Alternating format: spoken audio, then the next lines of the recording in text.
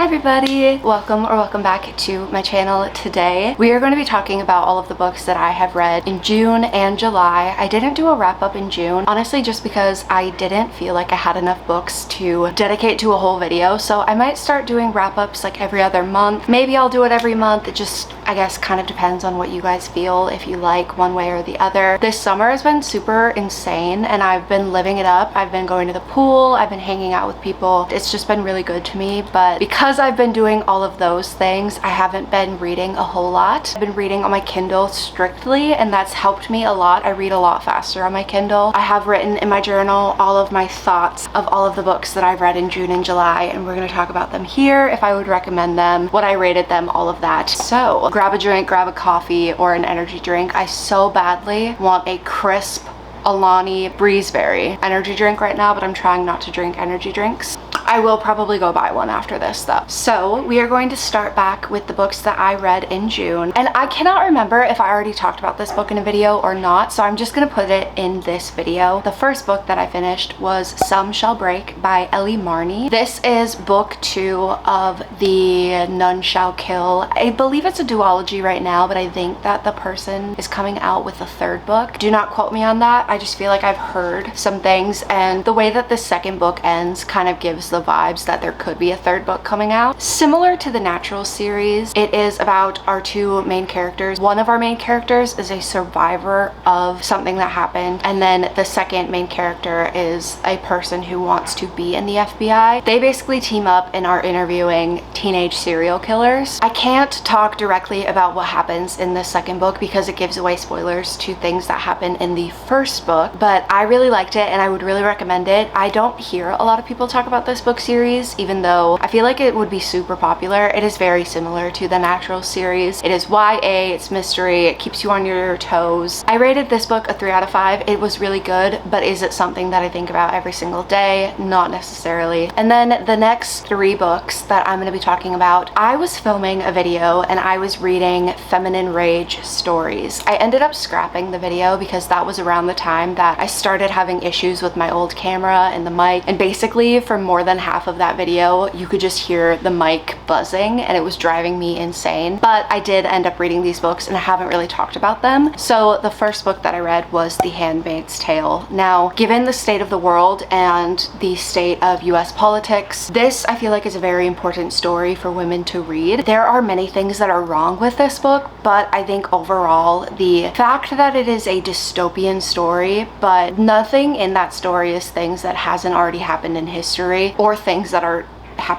happening right now. It is such an important read, and it's one of those things where yes, you need to look into the trigger warnings. If you do not know what The Handmaid's Tale is about, it is set in a dystopian future where women have lost their rights and are looked at as things that men own. They are used as breeding machines. It definitely takes place in a society where abortion rights and reproductive rights do not exist. I gave it a 4 out of 5. I think it is such a great story and I had such a good time reading it. There are a lot of quotes from it that I just directly related to, and it breaks my heart to see us going backwards in history and the fact that I could see myself in parts of that story. I don't know, it's a really strong, important story. With that being said, also, if you are a US citizen over 18, please register to vote. This vote is so important, especially as a woman. I don't personally ever plan on having kids or ever really want kids, but I know one day I'm going to be an aunt, and I want to see this world be something where my nieces and the younger girls, the younger generations, where they have more rights than we do right now. So please vote and register to vote. It is so beyond important. But yeah, I gave that book a 4 out of 5. I don't think it would be a 5 out of 5 just because, again, like I said, you can go on a deep dive of some of the problematic things with that story, but overall I do think it is a very important read that everyone should read at some point in their lives. And then the next book that I read for this video is My Dark Vanessa. This is a story that takes place during the Me Too movement. Again, it is a very dark and triggering book. Our main character, Vanessa, is a victim of childhood grooming from her childhood English teacher, and it is a very nuanced story. It's one of those stories that reminds you that life is not black and white. There are a lot of gray areas in this story. Vanessa is coming to terms with the fact that she has been groomed, and not only how that affected her as a child, but how that to this day in her adult life still affects her her and it affects her relationships and her friendships. It is such an interesting story. There are scenes, I believe if you look them up, you could probably find the direct chapters. There are some scenes where happens and that is very uncomfortable to read, but unfortunately it is a story where it's very real. Things like this happen in the real world and it just kind of reminds you of that. It was so well written. I give this a 4.5 out of 5. I didn't give it a 5 out of 5 just because of the direct contents of the story itself. It is so good. I would really recommend it, but also I don't want to be the reason people read that story. I think you really need to do research. I feel like kind of similar to how people are when they read A Little Life. I've never personally read A Little Life, but it's probably a great story and I could see why people really enjoy the book. Enjoy is kind of a bold word to use, but the writing is really great and so you want people to read it, but you don't want to be the reason people do read the book. So if you ever want to read My Dark Vanessa, please look into trigger warnings, look into direct chapters where those things happen, because I think it's a story that's really great to read, but you need to be in the right mindset. After reading that book, I was really in a dark space for a couple weeks and it was really rough, but it was a very great story. The last book that I read, I listened to an audiobook of it for that video, was Gone Girl. I wanted to read this, like that was the whole point of the Feminine Rage video, is because of Gone Girl. Like that is the book that inspired that video, but I ended up actually really not liking that story. First off, it is a 20-hour long audiobook. No audiobook needs to be that long. It is never that serious. The first 10 hours of the audiobook, I hated both of the characters, and I really thought I was going to go into it really loving the female main character, but I hated both of them. Gone Girl is a story about honestly a really fucked up relationship. Like just genuinely, I think that was why I had a hard time with this story, is they shouldn't have been together in the first place. They just are awful for each other. But it is about a woman who finds out something about her husband and ends up disappearing, and it's looking like she set her husband up, that she framed him for her murder. The last 30% of the book is interesting, but I wouldn't recommend it. I gave it, I think, a 2 out of 5. On to another major letdown, but for a different reason. I finally ended up reading The 7.5 Deaths of Evelyn Hardcastle. This is a book that I feel like has been recommended to me so many times. I have so many friends in my direct real life that have recommended this book. I've known a lot of people on Book Talk and BookTube that recommend this book. I think it's a Groundhog's Day book is the term that you would use for it. Our main character is stuck in this mansion at this party where Evelyn Hardcastle is always going to die at night. But if our main character does not figure out who the killer is, they'll just fall asleep and then wake up in a different person's body, and they have to relive the whole day to try and figure out who the killer is, and that's the only way that they can escape. I did not like the book because it felt like there were too many characters, there were too many timelines. It was constantly going back and forth. It was just way too hard to keep track of. It felt like the author just did not want the book to end and was just throwing in all of these different plot twists, and it just was not good. I give it a 1.5. The only thing that I liked about the story is I wasn't expecting it to feel fantasy-like. It gave me the feeling that I had when I was reading Caraval. Following those two disappointing reads up with a book that I actually really enjoyed, I finally read Belladonna. This is a book that I never really thought I was going to read. I remember seeing it at Barnes & Noble back when it had the purple sprayed edges. I think the book cover is beautiful, but it just didn't intrigue me. It is a YA fantasy, and our main character, Signa, in the beginning of the book falls ill, and she ends up surviving that illness, but death as a character is basically a voice in her head and is always out there protecting her. There is a mystery that you're following in this fantasy. This fantasy takes place in like a gothic big mansion. It's a very interesting plot. Really enjoyed the mystery of it. However, the romance of it made me hate it. I did give the book a 4 out of 5, and I do think I am gonna give the second book a chance. I'm just not sure how I'm gonna feel about it. I can't remember what the second book of the Belladonna series is, but if you've read it, let me know if you liked it or if you didn't. I don't really want to waste the money if I'm not going to like it. And then another book that this was actually the book that ended my finding a 5-star read video. I read This Summer Will Be Different by Carly Fortune. I love that book so much. It is so good. I was very scared going into it. Carly Fortune has a specific trope that she loves to do that made me very nervous that it was going to be in this book. This book was so much better than I even imagined it would be. So this summer will be different is about our main character. She ends up going to Prince Edward Island because her best friend just asks her to. She really needs her there. It's right before her best friend's wedding. Our main character has history with the best friend's brother because of something that had happened, and it's very off limits, like you cannot be with my brother type of vibes, but they're very into each other. It's past and present timeline. It's just so cute, so good. The thing about Carly Fortune that I love the most about that author's writing is it is going to put you in a summer mood. It is such a perfect atmospheric book. I would really recommend it if you've not already read it. I think this is probably my favorite book that Carly Fortune has read. I've not read, what is it? Meet Me at the Lake. Whatever the like purple pinky cover is. I've not read that one, but I've heard a lot of people don't like that one. So now getting into some of the books that I read this past month in July. I started it off with another 5-star read. I read The Bodyguard by Catherine Senner. I don't know why I've never picked up a Catherine Senner book. I've just never been super interested by the reviews or the videos that I've seen with her books in it. But you guys, I've not felt this way about a book boyfriend in so long. The Bodyguard is about our main character who is a bodyguard. She is hired for oil execs, vice presidents, famous actors, anything of that sort of vibe. And she is hired to be a bodyguard for this actor who is very famous. He ended up stepping out of the spotlight and he has to basically go back into the spotlight because his mom needs to do cancer treatments and he really wants to be there for her. He has to hire a bodyguard, but he doesn't want his parents and his family to know he has one, so they fake date.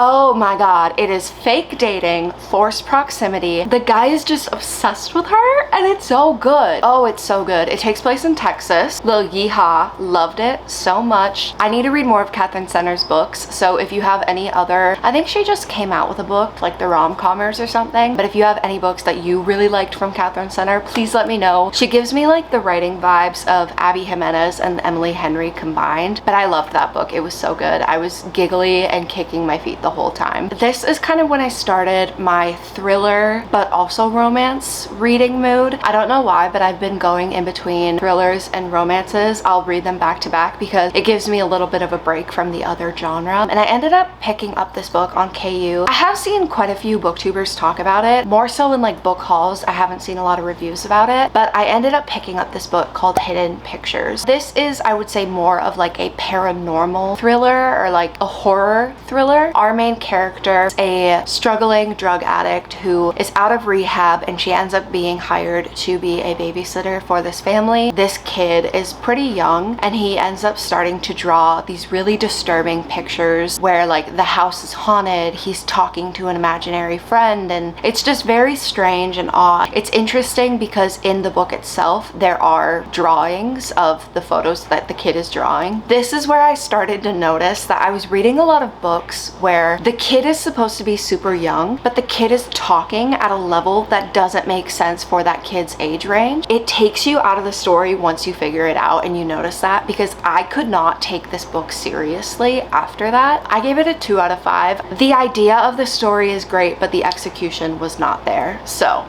then I read another romance. I read Picking Peaches. This is a single dad neighbor sort of romance. The way that these two meet is this is like literally also the first like paragraph of this book is they're at like a Walmart sort of grocery store and they're going to grab the last box of condoms and they both reach for it at the same time. That's how the main characters meet. This single dad is a volleyball player. He's very hot and he decides to help her out with moving into the house. It's very acts of service romance. It was really good. It is very fast paced. Like there's little to no build up with that. So if you're in sort of a reading slump and you need just like a fast paced kind of giggly romance, I would recommend this one. It is sort of found family vibes. There's a big friend group in it and I had a good time with it. I gave it a 4 out of 5. Then I read another romance, another summer vibes romance that was a YA, so I thought it would be fast paced. I thought it would be really interesting. I've heard a lot of good reviews about it on BookTube, but unfortunately I did not feel the same about this. I read The Summer of Unbroken Rules by K.L. Walter. This story takes place on a week-long sort of trip because our main character, her cousin, is getting married, so she is at their sort of summer resort getaway cabin area. Our main main character's sister had just died, so the whole family in that sister's honor is doing, I forget what it's called, but it's like a water gun fight where you're the last to be in it. What is it called? Assassin. They're playing assassin on the island. And it's a very cute story in that sense. However,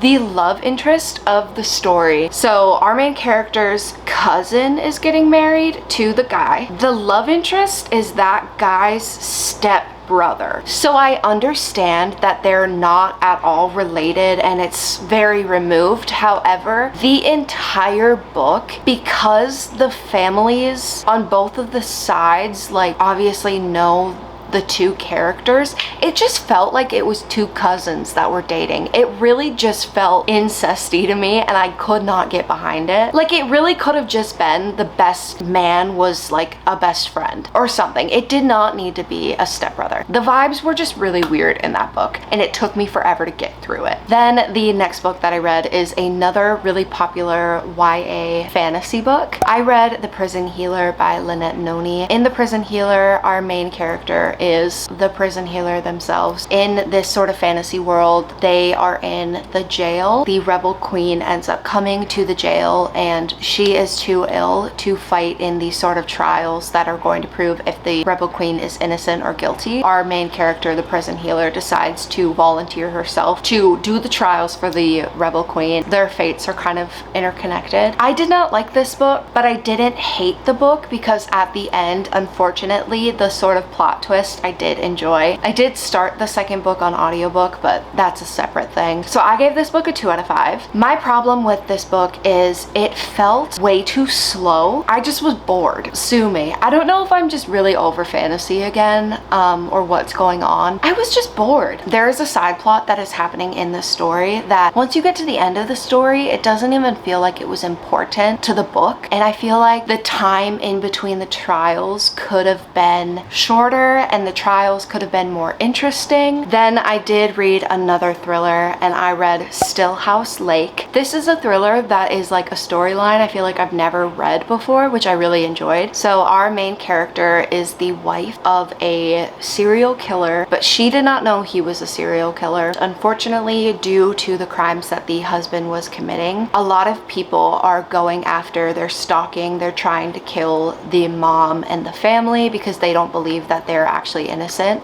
So that family is constantly on the run. They're always moving, they're always changing their identities. They really can trust no one. This takes place obviously in like today's day and age of having social media and having phones, but because of it that they can't have phones and the kids can't have social media, any of that. It was so interesting and I really enjoyed that. However, some of the writing felt questionable. Some of the character traits of the main character I didn't necessarily love. I gave it a 3.5 out of 5. In my journal, I did write that I can't remember why it wasn't 4 stars. But yeah, if that sort of plot is intriguing you, I would check it out. And then the last book that I have finished this month is all due to Mr. Glenn Powell. Look, I watched Twisters and the scene of Glenn Powell walking in the rain in a white shirt and a cowboy hat is engraved in my mind and it is the first thing I think about when I wake up and the last thing I think about when I go to bed. It is so important to me. I left that theater, first off, in the theater, giggling, kicking my feet anytime he was on the screen. My heart was pounding so fast. But I left that theater and I immediately downloaded a Cowboy Romance from the best Cowboy Romance author themselves, Miss Elsie Silver. So this is the prequel series to the Chestnut Springs series. This is the Gold Rush Ranch series. I read Off to the Races. It's interesting because I read this thinking it was a cowboy romance. It's not really, but it does take place on a ranch. Our main character is like the head horse trainer, but the actual love interest, the guy, is the owner's grandkid, and he ended up having to take over the farm. And he's very suits, he's very city-like. They had a very rough first time meeting, and it's so interesting seeing how their characters grow. I wish that there was a little bit more of a slow burn between the characters. They get together within like the first 50% of the book, and then the last 30% of the book I was kind of bored because I was like, what is the point of this? Like, we could have just wrapped this up. But I really liked that. So shout out Glenn Powell. I gave that book a 3 out of 5. Glenn Powell has nothing to do with that book, but he is who I imagined the main character as.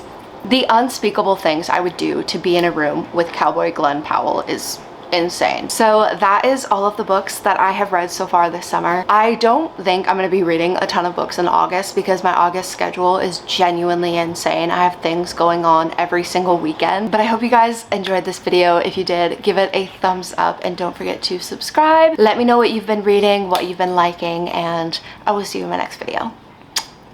Love you! Bye! My new lens is so big that I can't even.